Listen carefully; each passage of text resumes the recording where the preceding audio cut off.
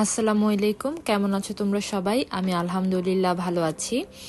গতকালকে গিয়েছিলাম police প্লাজাতে, Gulshan police প্লাজায়। যাওয়ার উদ্দেশ্যই ছিল সানবিজ বাই তনিতে যাব, কিছু কালেকশন দেখার ছিল। আর হলো যে যদি আপুর সাথে দেখা হতো তাহলে ভালোই হতো, কিন্তু আনফর্চুনেটলি আপু ছিল না সেই মুহূর্তে, তনি আপু। তো ওনাদের যে আউটলেট, এই গুলশান আউটলেট অনেক সুন্দর করে উনি সাজিয়েছেন। এখানে তনিয়াপুর দোকানে ঢোকার সময় দেখলাম যে পাশের যে নগর রমণী আছে ওইখানে বাড়ি শোক আবার লাইভ করছিলেন। লাইভটি মেবি ড্রেসে ছিল। তো যাই হোক, তনিয়াপুর দোকানে উনি সবকিছুই রাখার ট্রাই করেছেন, সব ধরনের কালেকশন রেখেছেন উনি, যেমন রেগুলার ইউজের 3 পিস থেকে শুরু করে তারপর অনেক সুন্দর সুন্দর শাড়ি রেখেছেন, সাথে পার্টি কিছু লেহেঙ্গা দেখলাম, তারপর প্যান্ট সহ অনেক ধরনের টপস দেখলাম। ওনাদের ব্যাগের যে কালেকশন ছিল, ব্যাগের কালেকশনগুলো একদম চোখে পড়ার মতো ছিল, অনেক সুন্দর সুন্দর রিজনেবল প্রাইসের মধ্যেই কিন্তু ব্যাগগুলো ছিল।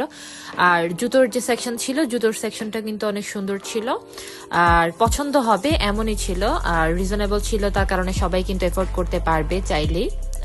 মঙ্গলবার হওয়া সত্ত্বেও আমার কাছে কেন যেন মনে হচ্ছিল যে ভালোই রাশ ছিল। আর আশেপাশে যে সমস্ত দোকানগুলো ছিল ওগুলা থেকে এই শপটাতেই কিন্তু মোটামুটি একটু বেশি রাশ ছিল, সবাই কিনছিলেন, দেখছিলেন। সিম্পল যে গাউনগুলো ছিল, এই গাউনগুলোর মধ্যে এত সুন্দর সুন্দর কালেকশন ছিল, আর বিশেষ করে চিতা প্রিন্টের যে গাউন ছিল সেটা তো অনেক সুন্দর ছিল।